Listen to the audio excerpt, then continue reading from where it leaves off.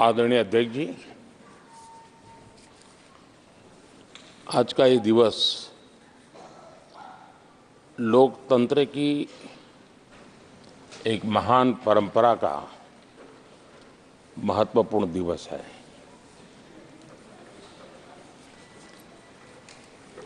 सत्रहवीं लोकसभा ने 5 वर्ष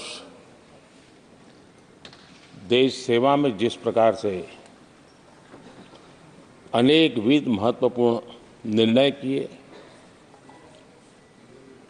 अनेक चुनौतियों को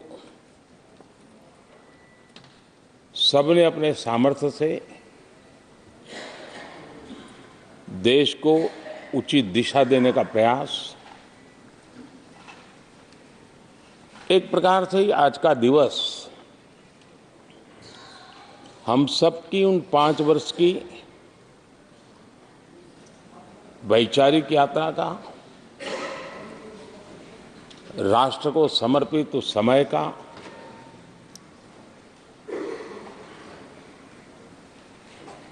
देश को फिर से एक बार अपने संकल्पों को राष्ट्र के चरणों में समर्पित करना ये अवसर है।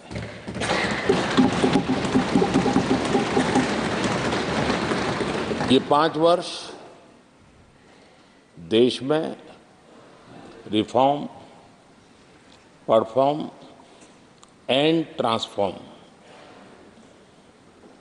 ये बहुत रेयर होता है कि रिफॉर्म भी हो, परफॉर्म भी हो और हम ट्रांसफॉर्म होता अपनी आंखों के सामने देख पाते हो, एक नया विश्वास भरता हो। ये अपने आप में 17वीं लोकसभा से आज देश अनुभव कर रहा है और मुझे पक्का विश्वास है कि देश 17वीं लोकसभा को जरूर आशीर्वाद देता रहेगा।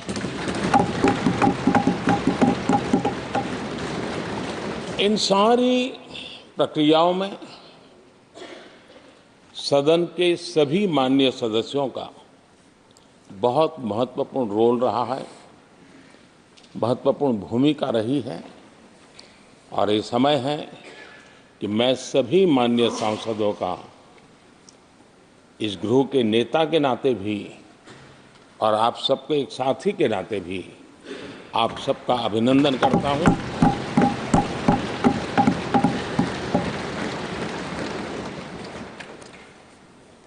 विशेष रूप से आदरणीय अध्यक्ष जी, मैं आपके प्रति भी हृदय से बहुत बहुत आभार व्यक्त करता हूं।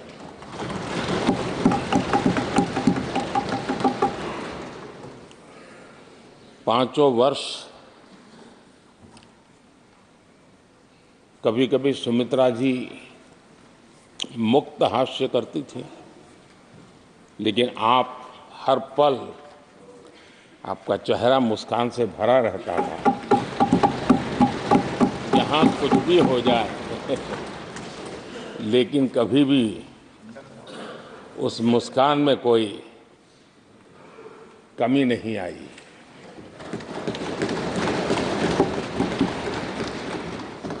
अनेकविध परिस्थितियों में आपने बहुत ही संतुलित भाव से और सच्चे अर्थ में निष्पक्ष भाव से इस सदन का मार्गदर्शन किया, सदन का नेतृत्व किया।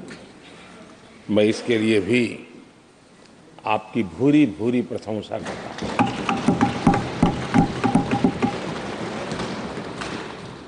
आक्रोश के पल भी आए, आरोप के भी पल आए, लेकिन आपने पूरे धैर्य के साथ इन सभी स्थितियों को संभालते हुए और एक सूझबूझ के साथ आपने सदन को चलाया, हम सबका मार्गदर्शन किया। इसके लिए भी मैं आपका आभारी हूं।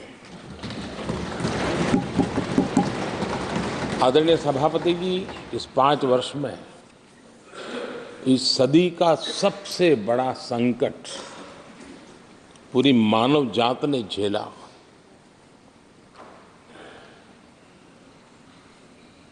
कौन बचेगा, कौन बच पाएगा, कोई किसी को बचा सकता है कि नहीं बचा सकता, ऐसी वो अवस्था थी। ऐसे में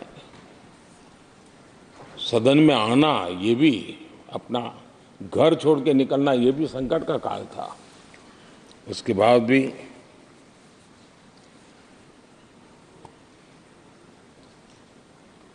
जो भी नई व्यवस्थाएं करनी पड़ी, आपने उसको किया। देश के काम को रुकने नहीं दिया। सदन की गरिमा भी बनी रहे और देश के आवश्यक कामों को जो गति देनी चाहिए वो गति भी बनी रहे। और उस काम में सदन की जो भूमिका है वो रत्ती भर भी पीछे न रहे, इसको आपने बड़ी कुशलता के साथ संभाला और दुनिया के लिए एक उदाहरण के रूप में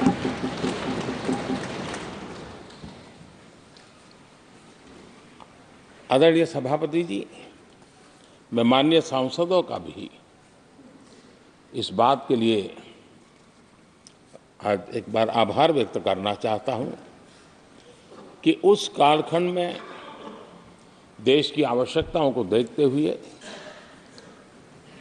सांसद निधि छोड़ने का प्रस्ताव माननीय सांसदों के सामने रखा और एक पल के विलंब के बिना सभी माननीय सांसदों ने सांसद निधि से मुक्त। इतना ही नहीं, एक देशवासियों को पॉजिटिव मैसेज देने के लिए अपने आचरण से समाज को एक विश्वास देने के लिए सांसदों ने अपनी सैलरी में से 30% कटौती का निर्णय सबने खुद ने किया, ताकि देश को भी विश्वास हुआ कि ये सबसे पहले छोड़ने वाले लोग हैं।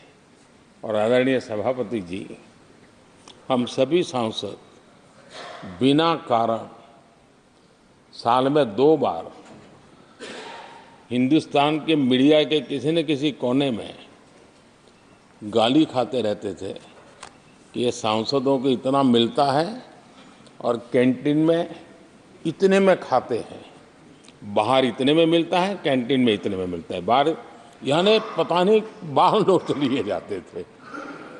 आपने निर्णय किया सबके लिए समान रेट होंगे कैंटीन में, और सांसदों ने कभी भी विरोध नहीं किया, शिकायत भी नहीं की। और सभी सांसदों की बिना कारण इतनी फजेत करने वाले लोग मजे लेते थे, उससे हम सबको आपने बचा लिया। इसके लिए भी मैं आपका आभार व्यक्त करता हूं। आदरणीय सभापति जी, ये बात सही है कि हमारे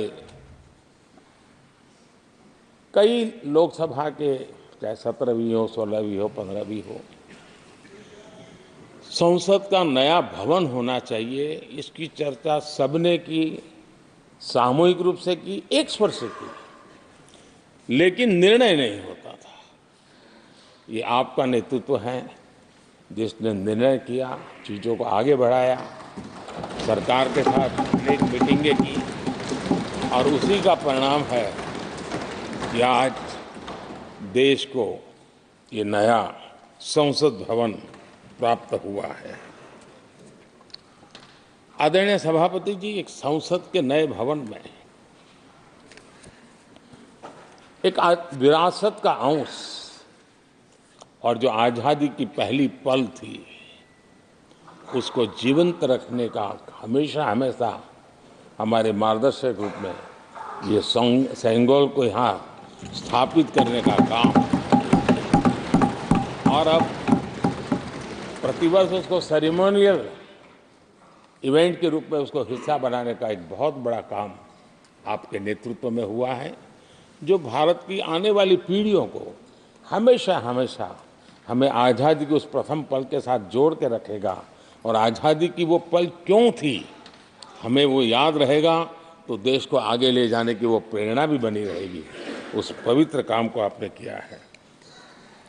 आदरणीय सभापति जी, ये भी सही है कि इस कालखंड में G20 की अध्यक्षता का भारत को मिली। भारत को बहुत सम्मान मिला। देश के हर राज्य ने अपने अपने तरीके से विश्व के सामने भारत का सामर्थ्य और अपने राज्य की पहचान बखूबी प्रस्तुत की, जिसका प्रभाव आज भी विश्व के मन पर है। उसके साथ आपके नेतृत्व में G20 की तरह P20 का जो सम्मेलन हुआ और विश्व के अनेक देशों के स्पीकर्स यहाँ आए, और मदर ऑफ डेमोक्रेसी भारत किस महान परंपरा को लेकर के, किस डेमोक्रेटिक वैल्यूज को लेकर के सदियों से हम आगे बढ़े हैं। व्यवस्थाएं बदली होगी, लेकिन डेमोक्रेटिक मन भारत का हमेशा बना रहा है। उस बात को आपने विश्व के स्पीकर्स के सामने बखूबी प्रस्तुत की, और भारत को लोकतांत्रिक व्यवस्थाओं में भी एक प्रतिष्ठा प्राप्त कराने का काम आपके नेतृत्व में हुआ। आदरणीय सभापति जी, मैं एक बात के लिए आपका विशेष अभिनंदन करना चाहता हूं। शायद हमारे सभी माननीय सांसदों का और मीडिया का भी उस तरफ ध्यान नहीं गया है। हम संविधान सदन जिसको कहते हैं, जो पुरानी संसद, जिसमें महापुरुषों के जन्म जयंती निमित्त उनकी प्रतिमा को पुष्प चढ़ाने के लिए हम लोग एकत्र आते हैं, लेकिन वो एक 10 मिनट का इवेंट होता था और चले जाते थे। आपने देश भर में इन महापुरुषों के लिए वक्तृत्व स्पर्धा, निबंध स्पर्धा का एक अभियान चलाया। उसमें से जो बेस्ट ऑरेटर होते थे और बेस्ट एसेज होते थे, हर राज्य से 2-2 बालक उस दिन दिल्ली आते थे, और उस महापुरुष की जन्म जयंती के समय, पुष्प वर्षा के समय वो मौजूद रहते थे, देश के नेताओं को, और बाद में वो पूरा दिन भर रह करके उस पर अपना व्याख्यान देते थे। वे दिल्ली के अन्य स्थान पर जाते थे, वो सांसद की गतिविधियों को समझते थे। यानी अपने ये निरंतर प्रक्रिया चला करके देश के लाखों विद्यार्थियों को भारत की संसदीय परंपरा से जोड़ने का बहुत बड़ा काम किया। और ये परंपरा ये आपके खाते में रहेगी, और आने वाले समय में हर कोई बड़े गौरव के साथ इस परंपरा को आगे बढ़ाएगा। मैं इसके लिए भी आपका अभिनंदन करता हूँ। आदरणीय अध्यक्ष जी, संसद की लाइब्रेरी जिसको उपयोग करना चाहिए वो कितना कर पाते थे वो तो मैं नहीं कह सकता हूँ, लेकिन आपने उसके दरवाजे सामान्य व्यक्ति के लिए खोल दिए। ज्ञान का ये खजाना, परंपराओं की विरासत, उसको आपने जन सामान्य के लिए खोल करके बहुत बड़ी सेवा की है। मैं इसके लिए भी आपका हृदय से अभिनंदन करता हूँ।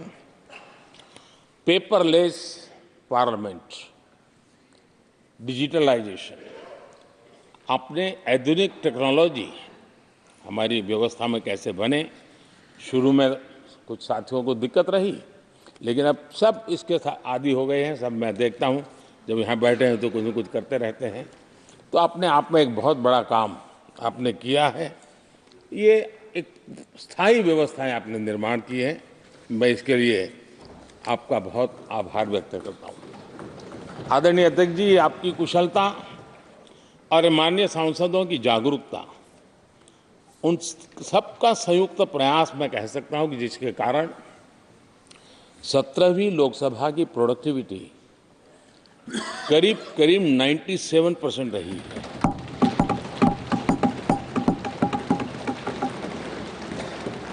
97% प्रोडक्टिविटी अपने आप में प्रसन्नता का विषय है, लेकिन मुझे विश्वास है कि आज जब 17वीं लोकसभा की हम समाप्ति की तरफ बढ़ रहे हैं, तब एक संकल्प लेकर के 18वीं लोकसभा प्रारंभ होगी कि हम हमेशा 100% से ज़्यादा प्रोडक्टिव वाली हमारी कार्यवाही करेंगे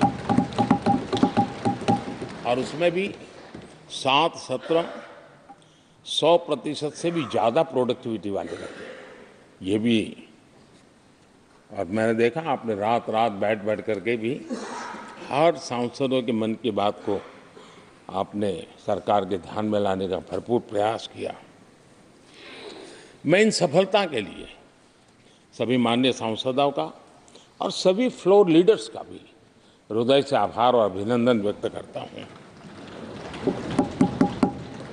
पहले सत्र में, 17वीं लोकसभा के पहले सत्र में दोनों सदन ने 30 विधेयक पारित किए थे। ये अपने आप में रिकॉर्ड है।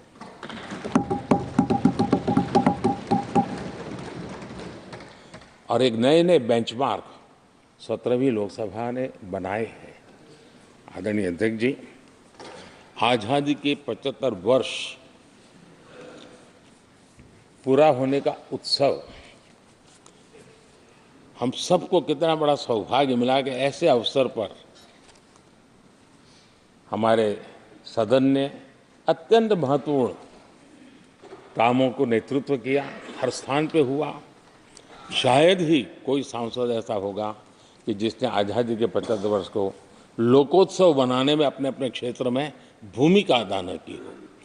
यानी सचमुच में आज़ादी के 75 वर्ष को देश ने जी भर करके उत्सव से बनाया और उसमें हमारे माननीय सांसदों की और इस सदन की बहुत बड़ी भूमिका रही है। हमारे संविधान लागू होने के 75 वर्ष, ये भी अवसर इसी समय इसी सदन को मिला है, इसी सभी माननीय सांसदों को मिला है। और संविधान की जो भी जिम्मेवारियां उसकी शुरुआत यहाँ से होती हैं और उनके साथ ये जुड़ना, ये अपने आप में बहुत बड़ी प्रेरक है। आदरणीय अध्यक्ष जी, इस कार्यकाल में बहुत ही रिफॉर्म्स हुए हैं और गेम चेंजर है। 21वीं सदी के भारत की मजबूत नींव उन सारी बातों में नजर आती है। एक बड़े बदलाव की तरफ तेज गति से देश आगे बढ़ा है और इसमें भी सदन के सभी साथियों ने बहुत ही उत्तम मार्गदर्शन किया है, अपनी हिस्सेदारी जताई है और देश, हम संतोष से कह सकते हैं कि हमारी अनेक पीढ़ियां जिन बातों का इंतजार करती थी, ऐसी बहुत से काम इस 17वीं लोकसभा के माध्यम से पूरे हुए। पीढ़ियों का इंतजार खत्म हुआ। अनेक पीढ़ियों ने एक संविधान, इसके लिए सपना देखा था, लेकिन हर पल उस संविधान में एक दरार दिखाई देती थी, एक खाई नजर आती थी, एक रुकावट चुभती थी। लेकिन इसी सदन ने धारा 360 आर्टिकल 370 हटा करके संविधान के पूर्ण रूप को, उसके पूर्ण प्रकाश के साथ उसका प्रकटीकरण हुआ। और मैं मानता हूं, जब संविधान के 75 वर्ष हुए हैं, जिन जिन महापुरुषों ने संविधान को बनाया है, उनकी आत्मा जहां भी होगी जरूर हमें आशीर्वाद देते होंगे। ये काम हमने पूरा किया।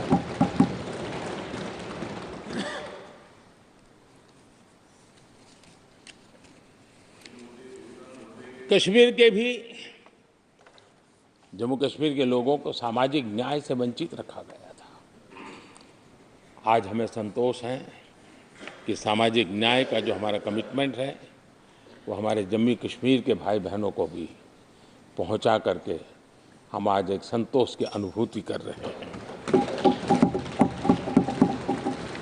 आदरणीय अध्यक्ष जी, आतंकवाद नासूर बनके देश के सीने पर गोलियां चलाता रहता था। मां भारती की धरा आए दिन रक्त रंजित हो जाती थी। देश के अनेक वीर होनहार लोग आतंकवाद के कारण बलि चढ़ जाते थे। हमने आतंकवाद के विरुद्ध सख्त कानून बनाए, इसी सदन ने बनाए। मुझे पक्का विश्वास है कि उसके कारण जो लोग ऐसी समस्याओं का लिए जूझते हैं उनको एक बल मिला है, मानसिक रूप के उनका कॉन्फिडेंस बढ़ा है और भारत को पूर्ण रूप से आतंकवाद से मुक्ति का उसमें एक एहसास हो रहा है और वो सपना भी सिद्ध होके रहेगा।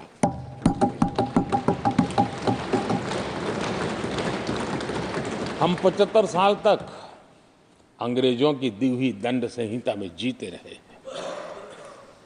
हम गर्व से कहेंगे, देश को, नई पीढ़ी को कहेंगे, आप अपने पोते पोती को कह सकेंगे गर्व से कि देश 75 साल भले दंड संहिता में जिया, लेकिन अब आने वाली पीढ़ी न्याय संहिता में जिएगी और यही सच्चा लोकतंत्र है। आदरणीय अध्यक्ष जी, मैं आपका एक बात के लिए और अभिनंदन करना चाहूंगा कि नया सदन, इसकी भव्यता वगैरह तो है ही, लेकिन उसका प्रारंभ एक ऐसे काम से हुआ है जो भारत की मूलभूत मान्यताओं को बल देता है और वो नारी शक्ति वंदन अधिनियम।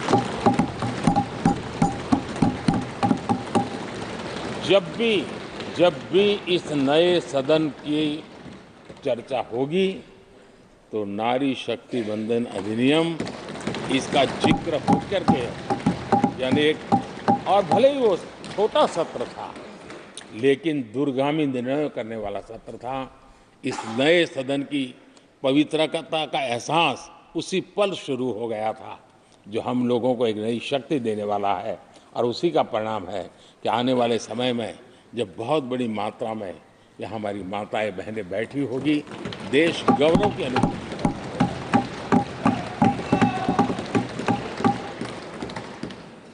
3 तलाक कितने उतार चढ़ाव से हमारी मुस्लिम बहनें इंतजार कर रही थी।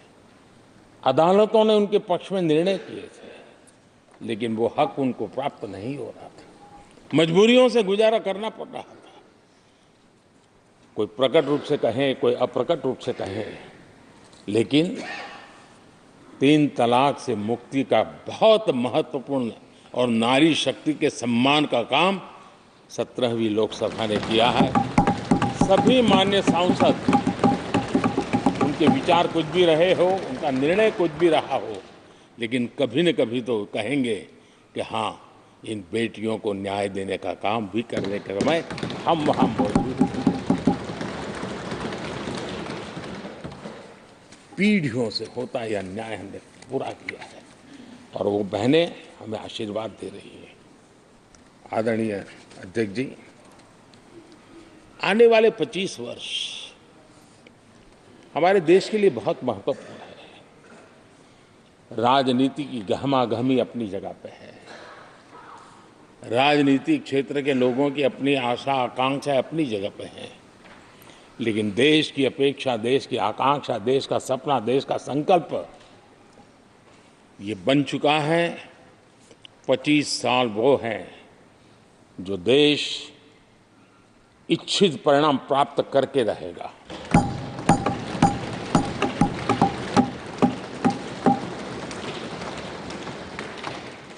1930 में जब महात्मा गांधी जी ने दांडी की यात्रा की थी, नमक का सत्याग्रह था। घोषणा होने के पहले लोगों को सामर्थ्य नजर नहीं आया था। चाहे स्वदेशी आंदोलन हो, चाहे सत्याग्रह की परंपरा हो, चाहे नमक का सत्याग्रह हो, उस समय तो घटनाएं छोटी लगती थी, लेकिन 1947 वो 25 साल का कालखंड, उसने देश के अंदर वो जज्बा पैदा कर दिया था। हर व्यक्ति के दिल में वो जज्बा पैदा कर दिया था कि अब तो आज़ाद होकर रहना है। मैं आज देख रहा हूं कि देश में वो जज्बा पैदा हुआ है। हर गली मोहल्ले में हर बच्चे के मुंह से निकला है कि 25 साल में हम विकसित भारत बना के रहेंगे। इसलिए ये 25 साल मेरी देश की युवा शक्ति के अत्यंत महत्वपूर्ण कालखंड है, और हम में से कोई ऐसा नहीं होगा जो नहीं चाहता होगा कि 25 साल में देश विकसित भारत न बने। हर किसी का सपना है। कुछ लोगों ने सपने को संकल्प बना लिया है, कुछ लोग शायद संकल्प बनाते देर हो जाएगी, लेकिन जुड़ना हर एक को होगा। और जो जुड़ भी नहीं पाएंगे और जीवित होंगे तो फल तो जरूर खाएंगे। ये मेरा आदरणीय अध्यक्ष जी, ये 5 वर्ष युवाओं के लिए बहुत ही ऐतिहासिक कानून भी बने हैं। व्यवस्था में पारदर्शिता लाकर युवाओं को नए मौके दिए गए हैं। पेपर लीक जैसी समस्या जो हमारे युवाओं को चिंतित करती थी, हमने बहुत ही कठोर कानून बनाया है ताकि उनके मन में जो सवाल या निशान था और उनको व्यवस्था के प्रति उनका गुस्सा था, उसको एड्रेस करने का सभी माननीय सांसदों ने देश के युवाओं के मन के भाव को समझ करके बहुत ही महत्वपूर्ण निर्णय किया है। आदरणीय अध्यक्ष जी, ये बात सही है कि कोई भी मानव जात अनुसंधान के बिना आगे नहीं बढ़ सकती है। उसको नित्य परिवर्तन के लिए अनुसंधान अनिवार्य होते हैं, और मानव जात का लाखों साल का इतिहास गवाह है कि हर काल में अनुसंधान होते रहे हैं, जीवन बढ़ता चला गया है, जीवन का विस्तार होता गया है। इस सदन ने विधिवत रूप से कानूनी व्यवस्था खड़ी करके अनुसंधान को प्रोत्साहन देने का बहुत बड़ा काम किया है। नेशनल रिसर्च फाउंडेशन, ये कानून आमतौर पर रोजमर्रा की राजनीति की चर्चा का विषय बन नहीं पाता, लेकिन इसके परिणाम बहुत दूरगामी होने वाले हैं, और इतना बड़ा महत्वपूर्ण काम ये 17वीं लोकसभा ने किया है। मुझे पक्का विश्वास है देश की युवा शक्ति में इस व्यवस्था के कारण दुनिया का रिसर्च और का एक हब हमारा देश बन सकता है। हमारे देश की युवा के टैलेंट ऐसी है, आज भी दुनिया की बहुत कंपनियां ऐसी हैं जिनके इनोवेशन के काम आज भी भारत में हो रहे हैं, लेकिन एक बहुत बड़ा हब बनेगा, ये मेरा पूरा विश्वास है। आदरणीय अध्यक्ष जी, 21वीं सदी में हमारी बेसिक नीड्स पूरी तरह बदल रही है। कल तक जिसका कोई मूल्य नहीं था, कोई ध्यान नहीं था, वो आने वाले में बहुत अमूल्य बन चुका है। जैसे डेटा, पूरी दुनिया में चर्चा है डेटा का सामर्थ्य क्या होता है। हमने डेटा प्रोटेक्शन बिल ला करके पूरी भावी पीढ़ी को सुरक्षित कर दिया है। पूरी भावी को एक नया शस्त्र हमने उसके हाथ में दिया है, जिसके आधार पर वो अपने भविष्य को बनाने के लिए इसका सही इस्तेमाल भी करेंगे। और digital personal data protection act, ये हमारी 21वीं सदी की पीढ़ी को और दुनिया के लोगों को भी भारत के इस एक्ट के प्रति रुचि बनी हुई है। दुनिया के देश उसका अध्ययन करते हैं, अपना नई नई व्यवस्था अनुकूल करने के लिए प्रयास कर रहे हैं। और डाटा का उपयोग कैसे हो, उसकी भी उसमें गाइडलाइंस है। अनेक प्रकार से प्रोटेक्शन का पूरा प्रबंध करते हुए इसका सामर्थ्य कैसे आए, जिस डेटा को लोगों गोल्ड माइन कहते हैं, न्यू ऑयल कहते हैं, मैं समझता हूँ वो सामर्थ्य भारत को प्राप्त हो। और भारत इस शक्ति के इसलिए विशेष है क्योंकि विविधताओं से भरा हुआ देश है। हमारे पास जिस प्रकार की जानकारी और हमारे साथ जुड़े हुआ डेटा जो जनरेट होता है, सिर्फ हमारा रेलवे पैसेंजर्स का डेटा कोई देख ले, दुनिया के लिए बहुत बड़ा संशोधन का विषय बन सकता है। उसकी ताकत को हमने पहचान करके इस कानूनी व्यवस्था को दिया है। आदरणीय अध्यक्ष जी, जल थल नभ, इस सदियों से इन क्षेत्रों की चर्चा चली है, लेकिन अब समुद्री शक्ति और स्पेस की शक्ति और साइबर की शक्ति, ये ऐसी त्रिविध शक्तियों का मुकाबला करने की आवश्यकता खड़ी हुई है। और विश्व जिस प्रकार के संकटों से गुजर रहा है और विश्व जिस प्रकार के विचारे प्रभाव पैदा करने का प्रयास कर रहे हैं, तब इन क्षेत्रों में हमें सकारात्मक सामर्थ्य भी पैदा करना है और नकारात्मक शक्तियों से अपने आप को, हर चुनौतियों को चुनौती लेने का सामर्थ्य भी बनाना है। और उसके लिए आवश्यक स्पेस से जुड़े रिफॉर्म्स बहुत अनिवार्य थे और बहुत दूरगामी दृष्टि के साथ स्पेस के रिफॉर्म का काम हमारे यहाँ हुआ है। आदरणीय अध्यक्ष जी, देश ने जो आर्थिक रिफॉर्म किए हैं उसमें 17वीं के लोकसभा के सभी माननीय सांसदों की बहुत बड़ी भूमिका रही है। बीते वर्षों में हजारों कंप्लायंसेस बेवजह हम जनता जनार्दन को ऐसी चीजों में उलझाए रखा। ये गवर्नेंस की एक ऐसी विकृत व्यवस्था विकसित हो गई, उसमें से मुक्ति दिलाने का बहुत बड़ा काम हमारे यहाँ हुआ है। और इसके लिए भी ये सदन का मैं आभारी हूँ। यानी इस प्रकार के कंप्लायंसेस के बोझ में सामान्य व्यक्ति तो दब जाता है। और मैंने तो एक बार लाल किले से भी कहा था, हम जब मिनिमम गवर्नमेंट मैक्सिमम गवर्नेंस कहते हैं, मैं दिल से मानता हूं कि लोगों की जिंदगी में से जितना जल्द सरकार निकल जाए उतना ही लोकतंत्र का सामर्थ्य बढ़े। रोजमर्रा की जिंदगी में हर डगर पे सरकार टांग क्यों अड़ाए? हाँ, जो अभाव में है उसके लिए सरकार हर पल मौजूद हो, लेकिन सरकार का प्रभाव उसकी जिंदगी को ही रुकावट बना दे, ऐसी लोकतंत्र नहीं हो सकता है। और इसलिए हमारा मकसद है सामान्य मानवी की जिंदगी से सरकार जितनी हट जाए, कम से कम उसकी जिंदगी में सरकार का नाता रहे, वैसा समृद्ध लोकतंत्र दुनिया के सामने हमने आगे बढ़ाना चाहिए। उस सपने को पूरा करेंगे।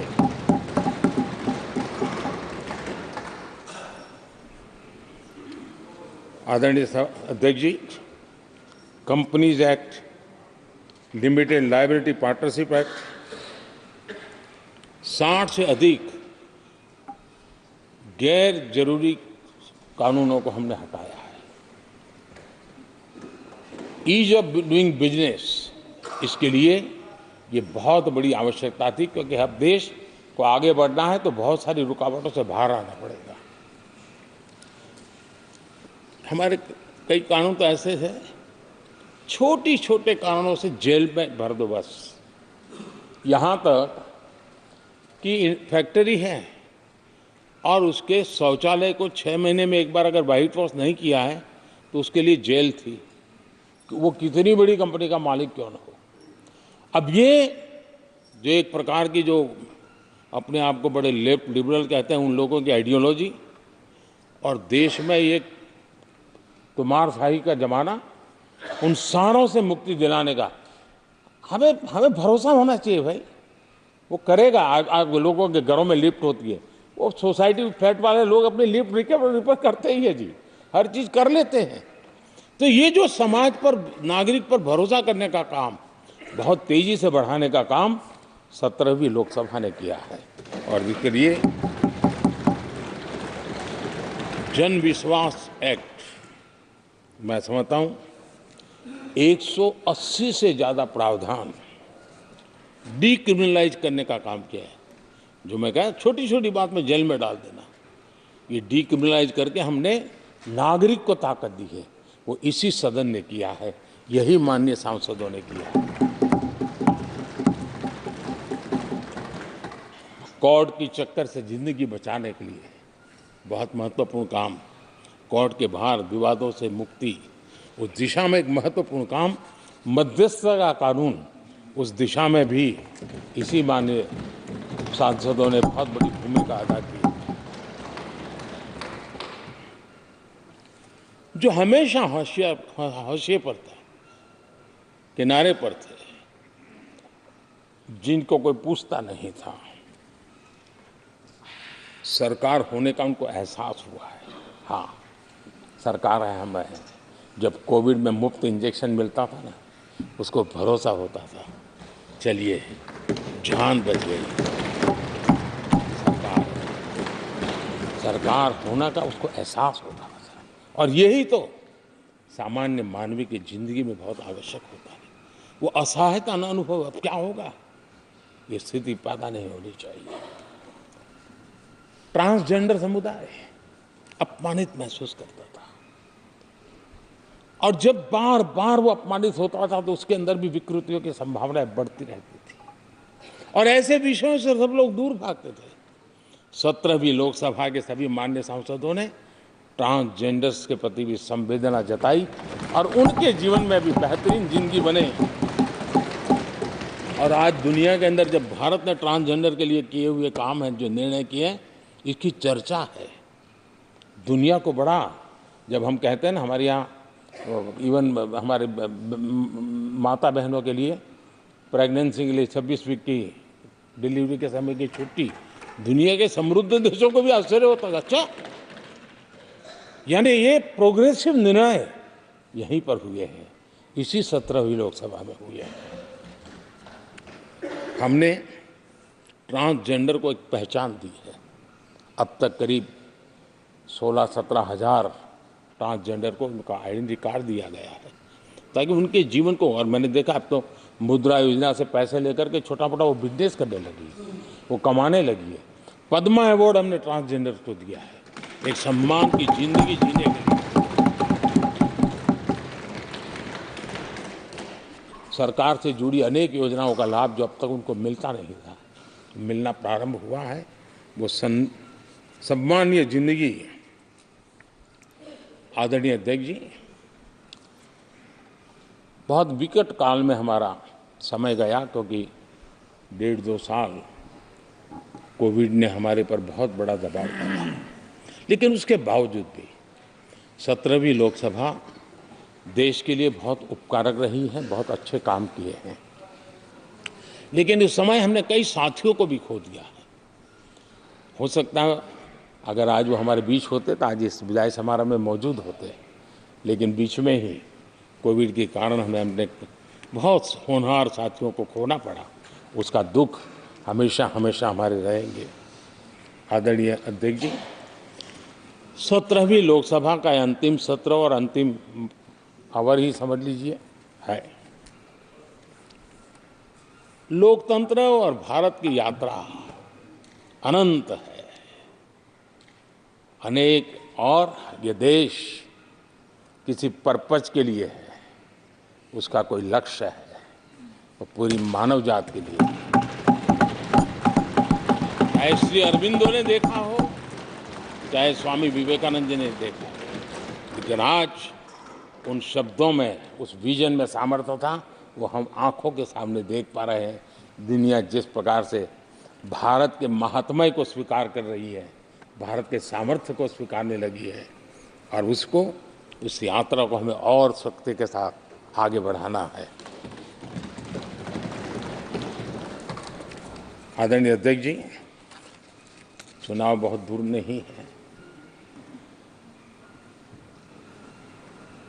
कुछ लोगों को थोड़ी घबराहट रहती होगी, लेकिन ये लोकतंत्र का सहज आवश्यक पहलू है। हम सब उसको गर्व से स्वीकार करते हैं, और मुझे विश्वास है कि हमारे चुनाव भी देश की शान बढ़ाने वाले, लोकतंत्र की हमारी जो परंपरा है पूरे विश्व को अचंभित करने वाले अवश्य रहेंगे, ये मेरा पक्का विश्वास है।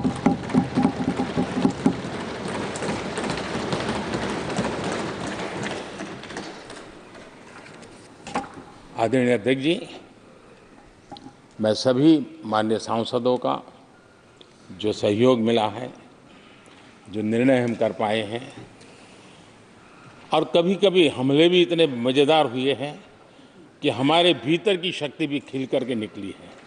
और मेरा तो परमात्मा की कृपा रही है कि मुझे जब चुनौती आती है तो ज़रा और आनंद आता है। हर चुनौती को हम सामना कर पाए हैं, बड़े आत्मविश्वास और विश्वास के साथ हम चले हैं।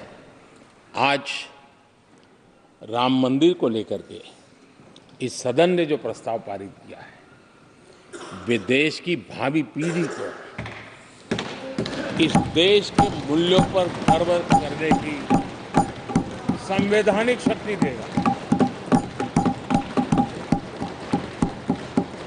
ये सही है कि हर किसी में ये सामर्थ्य नहीं होता है कि ऐसी चीज़ों में तो कोई हिम्मत दिखाते हैं, कुछ लोग मैदान छोड़ के भाग जाते हैं, लेकिन फिर भी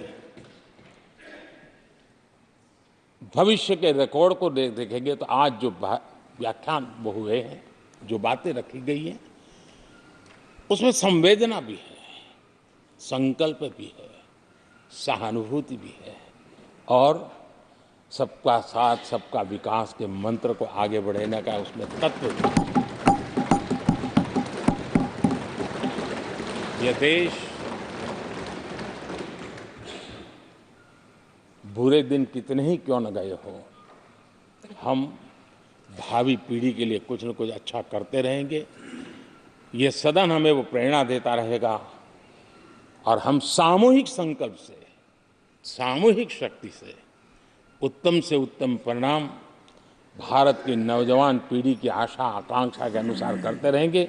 इसी विश्वास के साथ फिर एक बार आपका आभार प्रकट करता हूँ, सभी माननीय सांसदों का आभार प्रकट करता हूँ। बहुत बहुत धन्यवाद। For more such videos, subscribe to the NewsX YouTube channel, hit the bell icon.